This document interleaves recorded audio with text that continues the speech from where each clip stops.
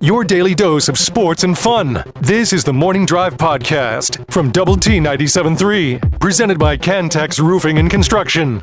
I'm Mike Hebert, owner of Cantex Roofing and Construction. Every day is game day, and we'll get it right when it comes to your roofing, construction, windows, and mirrors. Call Cantex Roofing and Construction today. Together, we are one serving you. Alongside Jamie Lent, I'm Jeff McGuire across the way. We talked about Josh Young and the Rangers. Texas Tech football got a commitment yesterday afternoon from Chase Campbell over at Friendship, who elected to stay home. That's good news. That is really good news. Great news. Yeah, we talked about it yesterday, but it's I think kind of just a refreshing thing when you are getting your best athletes in your area, specifically your city, to stay home, because that hasn't always been the case. And I know it's not a one-for-one, 100%, because there's going to be situations where guys want to leave home for whatever situation, want to get out of town. But if there's a chance to keep a guy here, then it feels like you've taken advantage of that over the last couple of years. I mean, think about the potential you have here in 2 to 3 years of your main receiving core being all Lubbock guys. Yeah.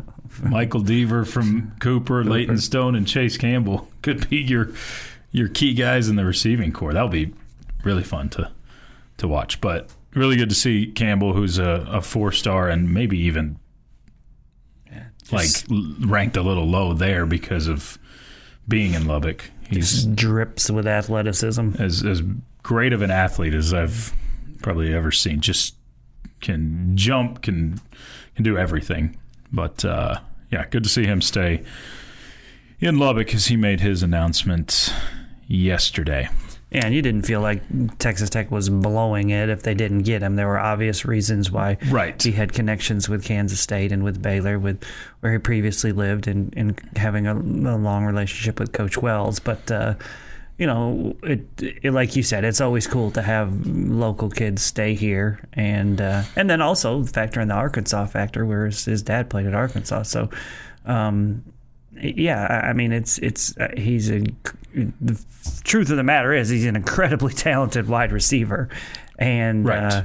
I think this is the kind of athleticism that you see playing at the next level. So, would not surprise me at all to see him become a star here at Texas Tech, and Deaver's the same way, and Leighton Stone. I think we talk about great athletes, just athletic people.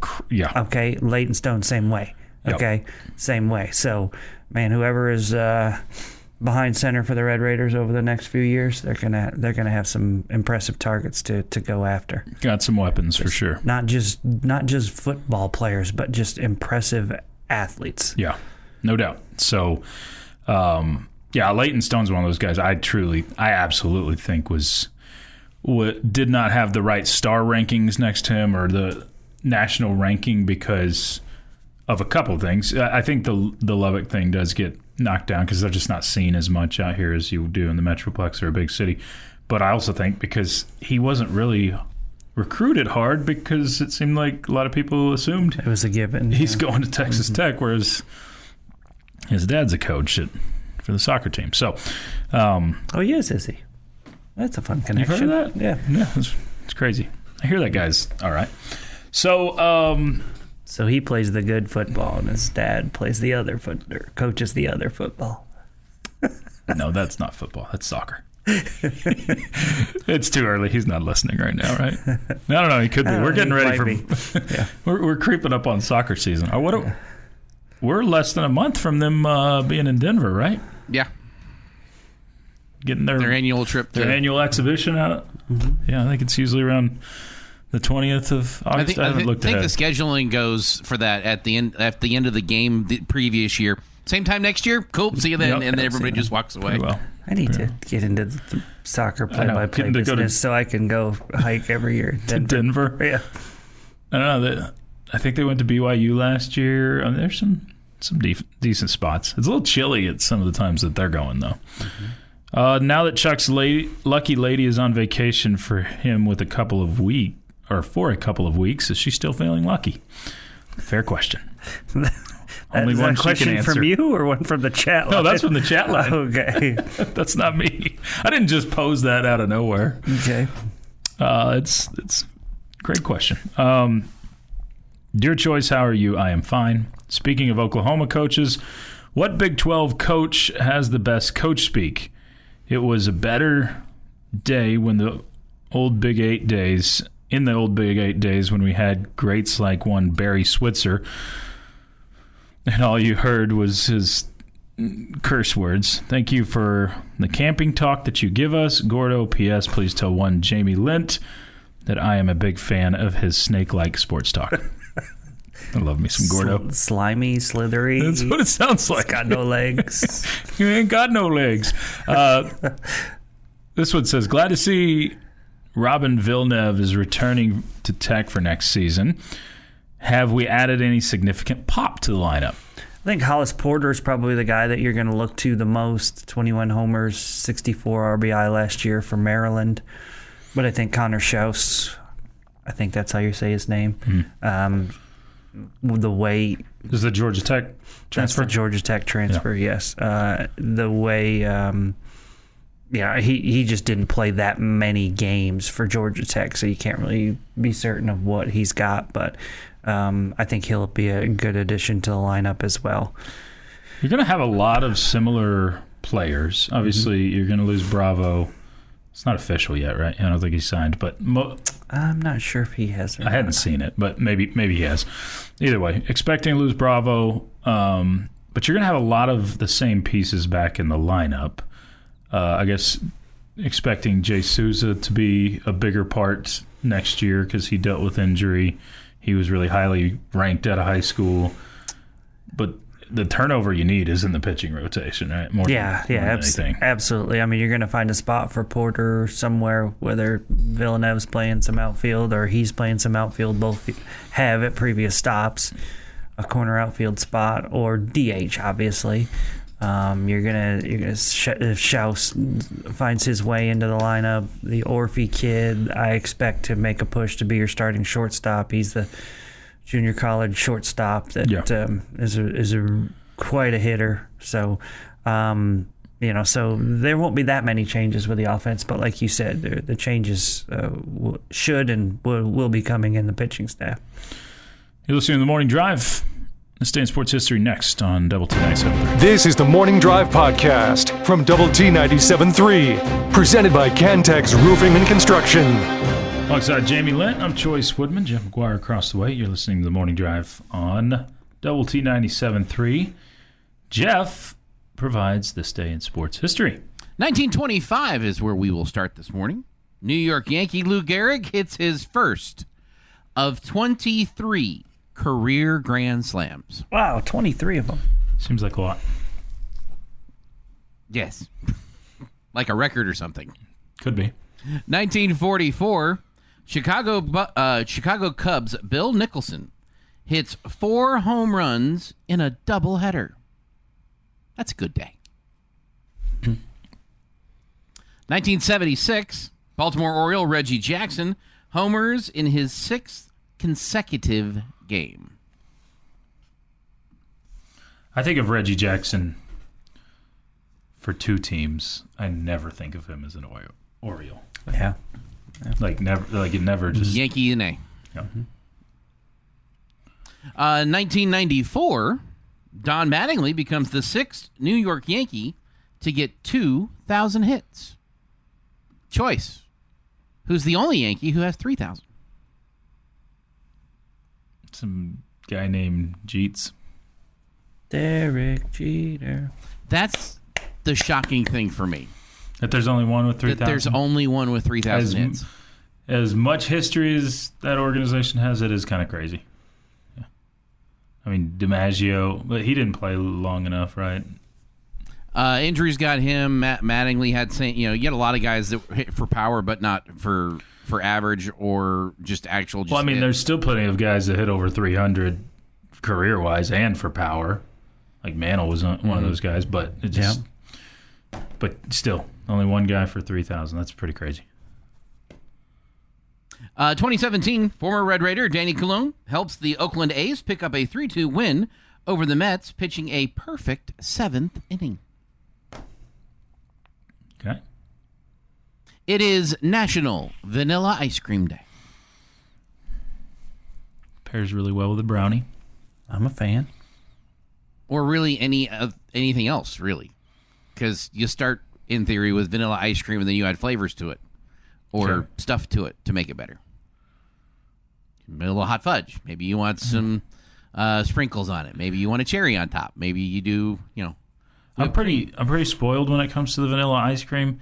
Like, I don't like regular vanilla. It's got to be the homemade vanilla flavor. It's just, I'm spoiled that way. Happy birthday to a man who should just walk around and hand back broken rims to people. Darvin Ham, 52 today. That should be on his business card. I break backboards. How do you know it's not? Cool. Also celebrating her birthday with Darvin Ham, very nicely of them, is Daniel Radcliffe, is 36. Slash from Guns N' Roses is 60. Woody Harrelson, 64. Gary Payton is 57. And Nomar Garciaparra is 52. Nomar. He was one of my favorites growing up. I liked his quirkiness. That he had. What makes him quirky? His batting routine. That's quirky. I mean, that's about as weird as it gets. It's a human rain delay. Yeah. I mean, you almost feel like he's part of the reason they put rules in like they have. He didn't take forever. He just did it every single pitch. I mean, it was 4 or 5 seconds each time, but it was just a routine. I don't know. There was something. Maybe it was his weird name too, but like a 9 or 10-year-old Choice really just liked Nomar. I liked his game too. Really good shortstop, so that helped. Yeah, that era of those three shortstops, or A-Rod pre-roiding, Garciaparra pre-roiding, and Jeter pre-roiding. Just kidding. I just had to take the shot. Those three guys in the early 2000s, late 90s, early 2000s were just so much fun because they kind of came into the league together and they were awesome. Yeah, I agree. And I've long said that, I feel like Derek Jeter gets a lot of credit because of his teams winning and being in the big spotlight in New York or whatever, but I don't know that there was ever a time where he was per se the best of the three. But he was obviously a winner, and just because he didn't hit as many home runs and drive in as many runs as the other two. Right, but winning. But there was the whole leadership and clutch hitting gene that Jeter had that was pretty good too. And the flip. Not the Ozzie Smith flip. That's a different flip. Yep. Winning matters too. And on this day, 1982. Vic Morrow and 2 child actors are killed in an accident involving a helicopter during filming on the California set of The Twilight Zone, the movie. Morrow, at 53, and the 2 children, ages 6 and 7, were shooting a Vietnam War battle scene in which they were supposed to be running from a pursuing helicopter. Special effects explosions on set caused the pilot of the low-flying craft to lose control and crash and kill the 3 victims. Yikes. The accident took place on the film's last scheduled day of shooting. Probably one of the most famous things when you think about The Twilight Zone, other than some of the guest stars that were on it, it's this helicopter crash. This day, 1982. And that is this day in sports history after this. Oh, look at Ham! Oh!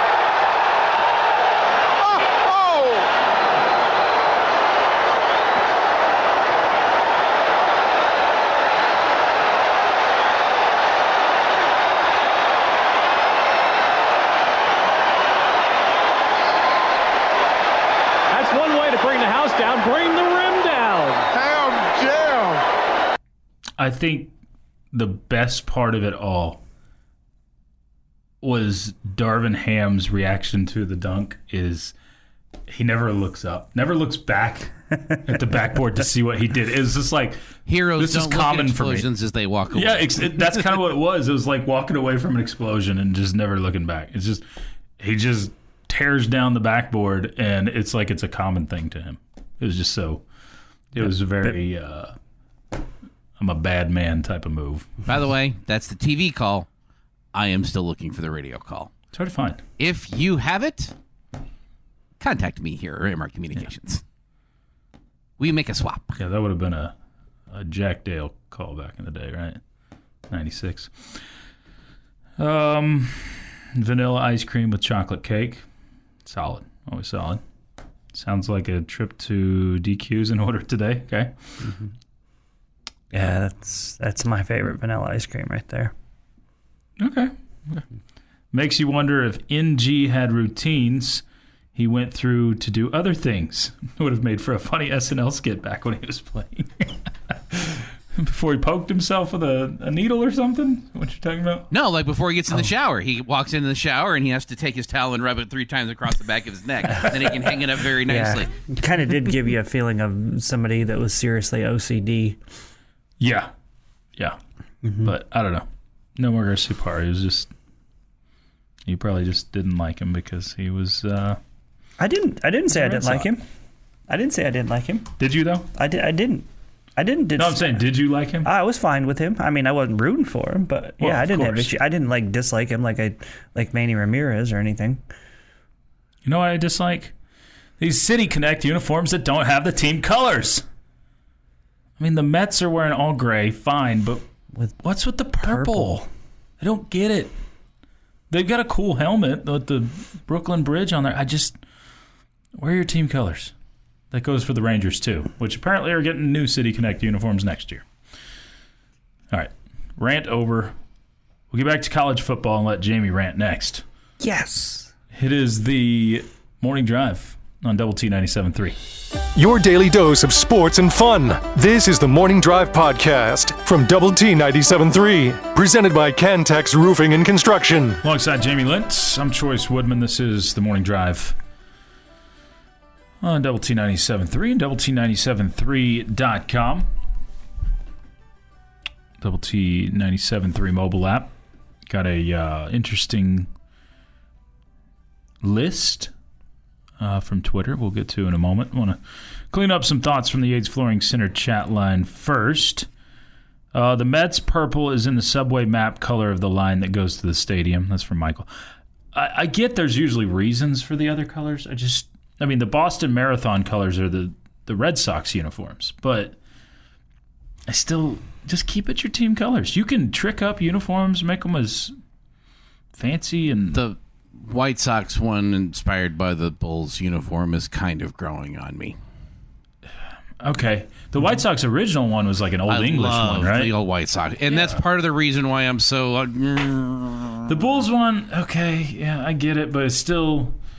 There's ones that are better than others. There are definitely ones that are better than others, but the Miami Vice ones were perfect because it's Miami Vice. Yeah, I guess, but I don't know. Washington to be the Redskins again, or Cleveland to be the Indians again sounds good to me.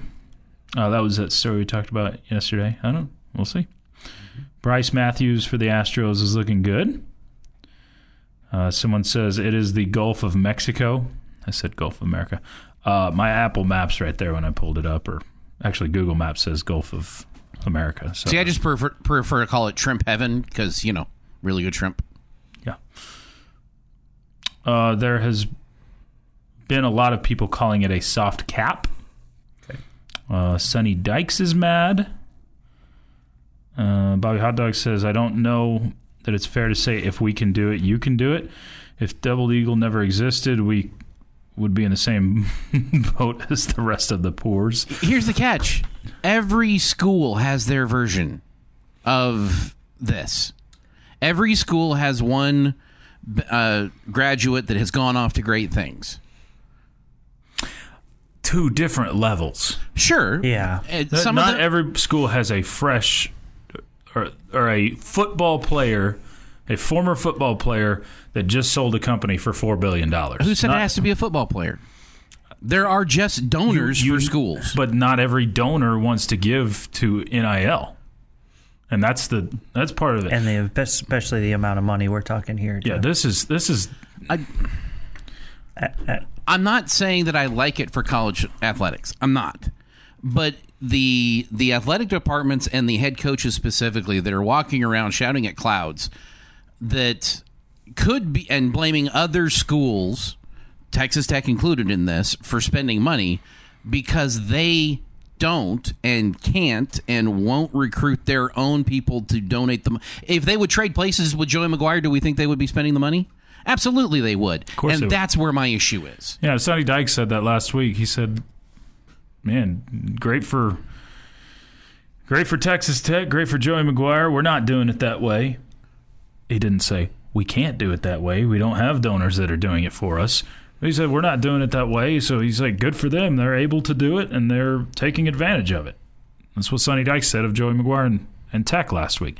I think that I think you're overstating a little bit, Jeff, that not everybody has this kind of money. Because I think you would see it more across the board of people spending this kind of money if they had it. Alabama's complaining at Texas Tech because they can't spend necessarily quite what Texas Tech has been spending. They're not getting their 5 stars just by their brand anymore. So that's why they're upset. Yeah. So you basically, again, what this article, what this report from Yahoo Sports is saying, my interpretation of it is that we're going to see hardly any change, if any. It's how you've seen the operation where Texas Tech reportedly spent $28 million on the roster for this coming season. You can continue to do that. For now. I'm sure there will be more lawsuits. There will be more. I mean, every offseason we're going to have litigation and lobbying for change. But as it sits right now, it's not going to change. Do you read it any differently, or do you understand it any differently? Yeah, I think what you're saying there is kind of where I'm at. It doesn't seem like it felt like all along that this was going to be hard to make stick. Yeah, and just being quite honest, because of the recent lawsuits that we have seen, sure, that always favored the college athlete, and yep.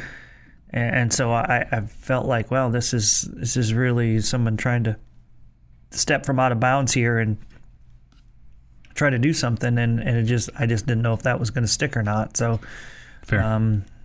I think it's going to keep going the way it's going to keep going, and it is what it is.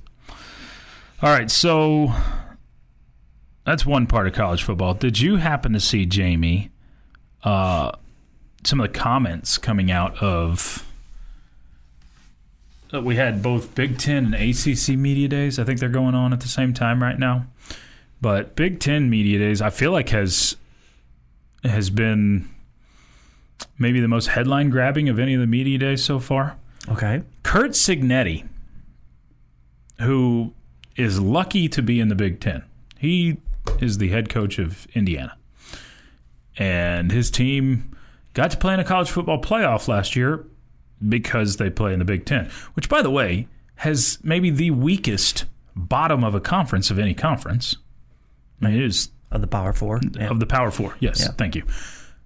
They're extremely weak at the bottom, and teams like Indiana were able to take advantage of that last year. Indiana was a good football team that took advantage of a not-so-tough schedule.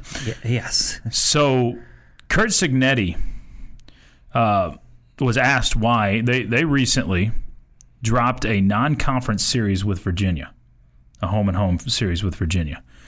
He was asked why, and he decides to fire off a shot at the SEC, saying, we figured we'd adopt an SEC scheduling philosophy. And they dropped Virginia to pick up an FCS opponent.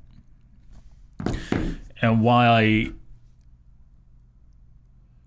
while I know Indiana doesn't play as tough of a schedule, or definitely didn't last year, as those in the SEC conference-wise, he's not wrong.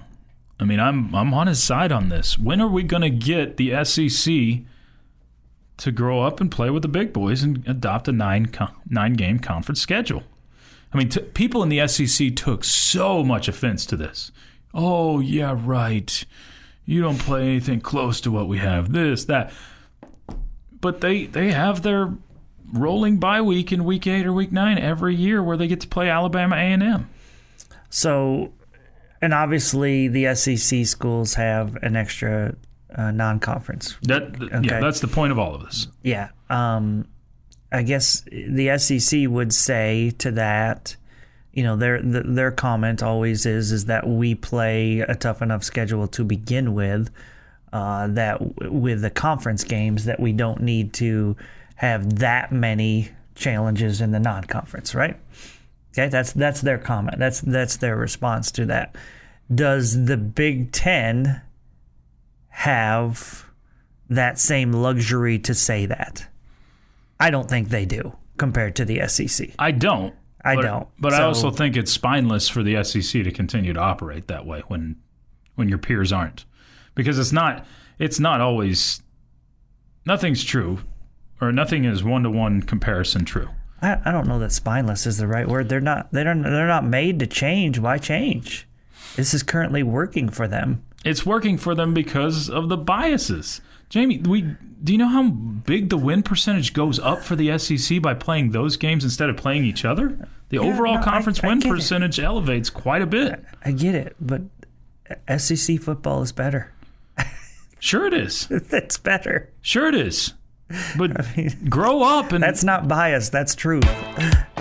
This is the Morning Drive Podcast from Double T 97.3, presented by Cantex Roofing and Construction. Jamie's question of the day on Double T 97.3 is brought to you by Connecticut of West Texas. You'd think I'd have this down by now, but it's only Wednesday.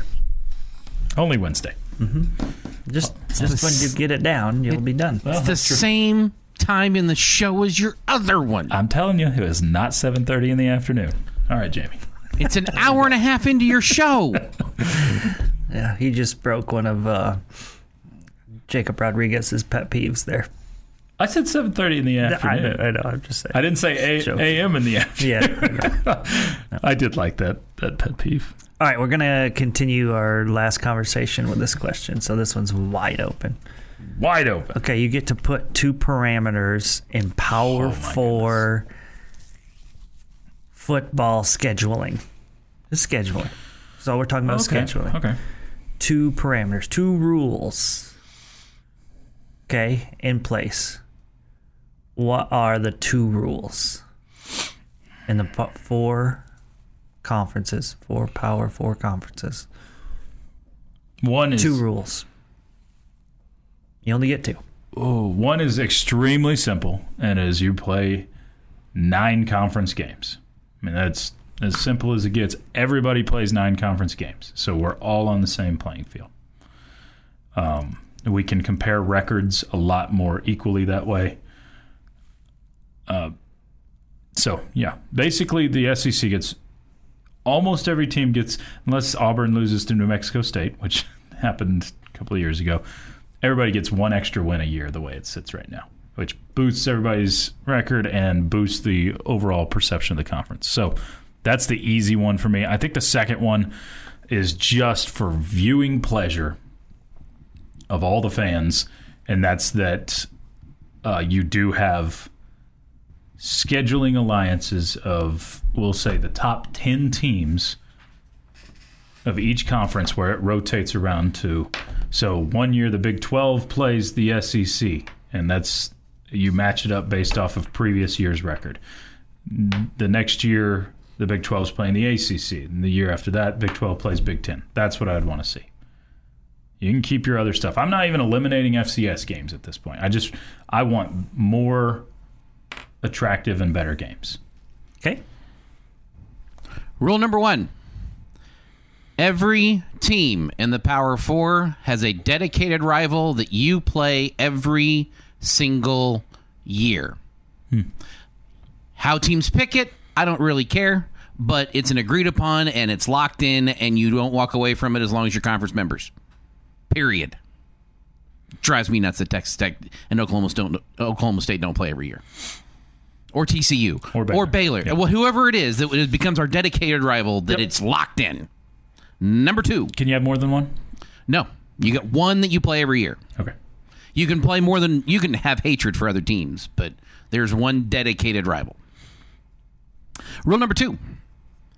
One Power 4 game is scheduled by the conferences every year with another conference. So you have... If you have 2 non-conference games, if you have 3 total, the schools can schedule 2. The conference schedules it with another Power 4 team. Okay. So the Big 10 and Big 12 get together one year and say, okay, we're going to get these guys together. And the SEC and the ACC get together. We're going to do these together. And the next year, that switches. But the conferences pick it, not the schools. Okay. I like where Jeff is there. I want 8 conference games, all right, for everybody. And the reason I want 8 is because I want 2 guaranteed non-conference against the Power 4. I'm okay with that. I have stipulations. One of them has to be at home. One of them has to be on the road. And I would add what Jeff just said there. The conference makes those decisions. And it's got to keep moving. You got to keep. We can't. We're not going to give Alabama and Texas the same one every time. Yep. The same one every time. So okay. they play in the same league. Yeah, we're not. You're going to go play in Lubbock. You're going to go play in Lawrence. Yep. You're going to go play in Manhattan. Yeah. You don't just get to pick. Where you want to go. Yeah. I don't understand. Yeah. So those are your 2. Those are my 2. Okay. Had some branches that made it like 3 or 4. You did kind of branch it off, but I still like it. You know what? I am all for your 8. It doesn't have to be 9. I just want it equal. The problem with the 9 is like TV deals. You'll never let you go backwards on that stuff. Yeah, but I would rather have another matchup with a school we don't get to see every year, which I think the TV networks would not have issues with. Yeah, if they could agree upon that, I think you're exactly right. Yeah, 8 is. But the TV network can't be picking the matchups because they want the big name schools facing each other every time. Yeah. No, you have to mix it up. I don't get how people in college football, and again, I think this is just a huge lack of leadership in college football. But I don't get how people in college football can look at the just absolutely buzzing, well-oiled machine that the NFL is and look at how they do things when it comes to a playoff system and when it comes to scheduling and when it comes to distribution of money.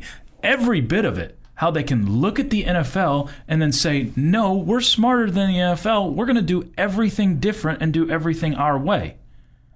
Yet the NFL is the most lucrative sporting business in the world. So why do they continue to do that? Because every bit of what you're talking about sounds like an NFL model. It's like, hey, we're going to bounce around here and here. We're going to base it off of... You asked the question, why? You actually answered it during the previous break. I know. In the NFL, every owner has the same quote-unquote voice. Yeah, it's power. In college athletics, they don't. We're lacking and leadership. They don't want to lose what power they have, and everyone is scraping for more power. It's a power trip. You're exactly right. We got headlines for you with a boom, boom, boom. Coming up next, it's The Morning Drive on Double T 97.3. The Morning Drive podcast from Double T 97.3 is presented by Cantex Roofing and Construction. Glad to be part of your Wednesday. This is The Morning Drive on Double T 97.3, Double T 97.3 mobile app. Chois Woodman, Jamie Lent, hanging with you from the First United Bank studio this morning. Y'all can keep hitting us up. Your thoughts, your comments, your questions, all welcome on the Yates Flooring Center chat line. Jimmy, I haven't talked much about the drama going on in Oxnard, the giant soap opera.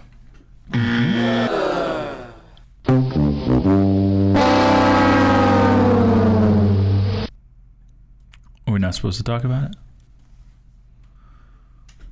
It's just the giant soap opera, which leads us to have to ask the question, What are we doing? Okay. constantly. Yeah, I think so. Yesterday, we basically got some return comments. We had Monday that was Jerry Jones sitting at the podium talking about different players.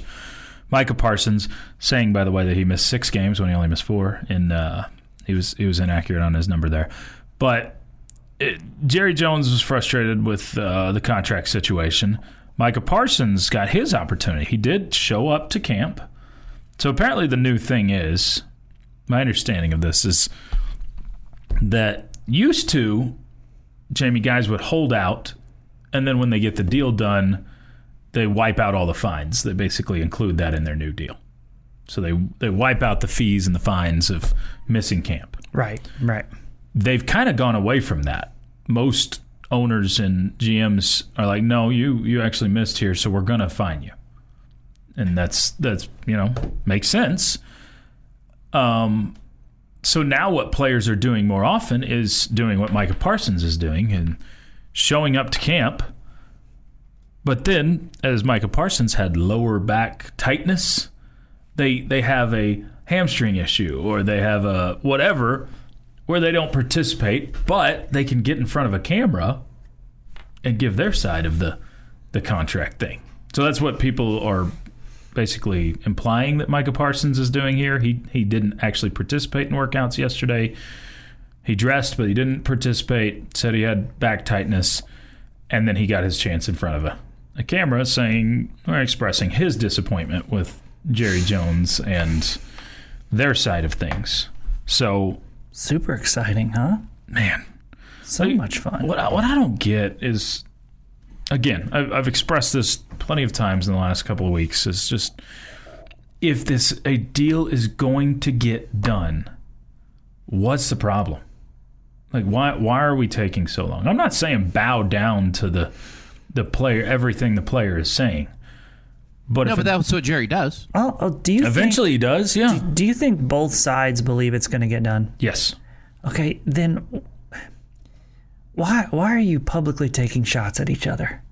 Do you know that you're going to have to and Jerry's done this before, though. Yeah, they both done. I mean, we've seen this plenty of times before. This is just the same song, different verse. Just dumb.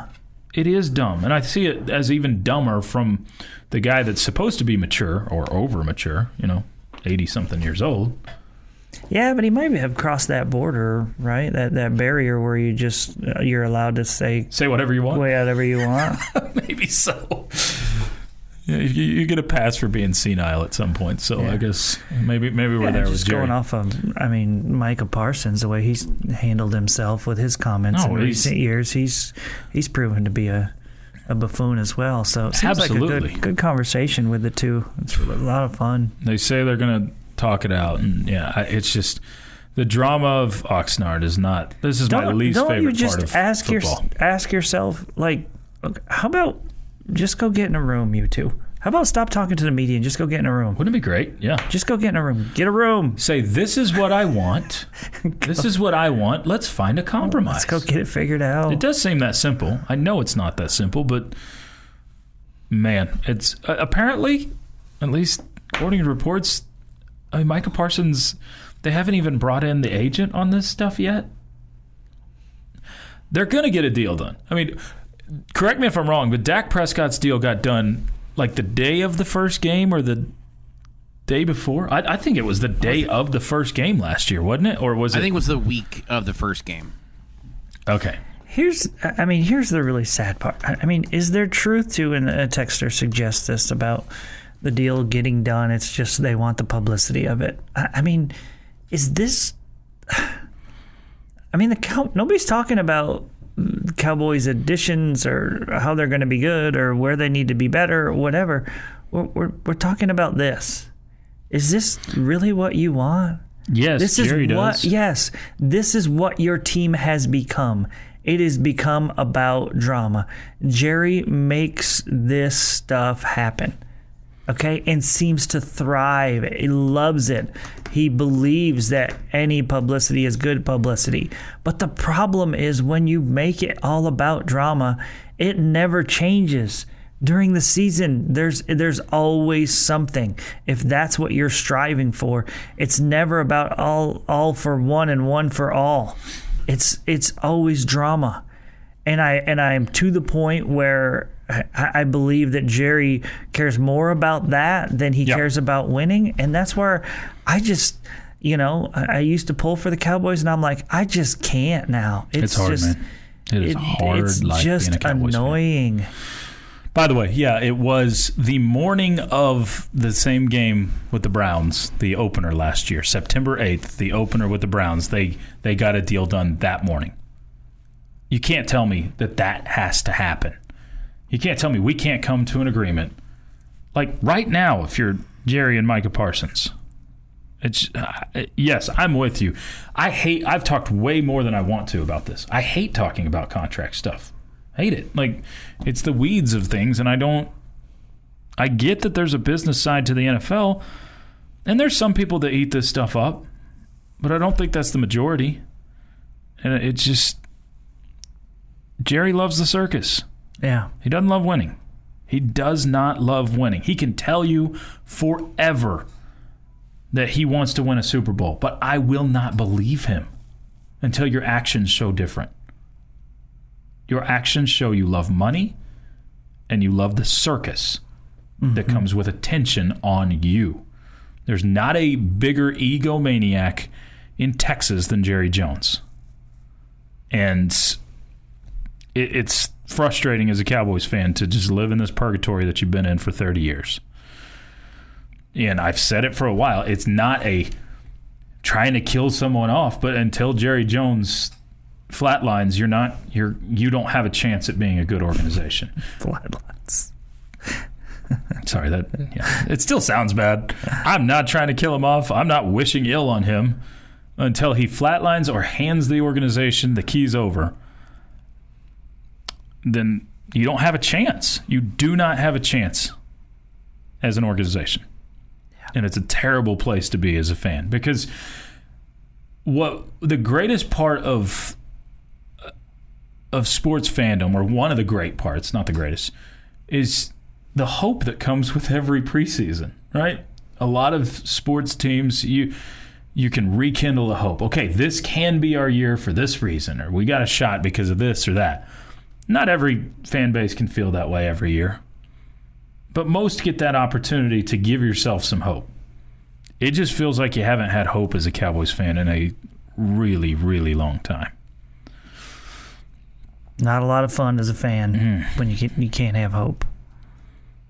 Someone says Jerry would rather hold a press conference than win a Super Bowl. Yeah. That's exactly right. It's exactly right. And lots of people agreeing with you in your comments on Jerry. We'll actually look at the Cowboys and their chances this year. Whatever chances those are. What's the ceiling for Dallas this year? That's next. It is the Morning Drive on Double T 97.3. This has been the Morning Drive Podcast, presented by Cantex Roofing and Construction. Check out our library of Double T 97.3 podcasts at doublet97.3.com.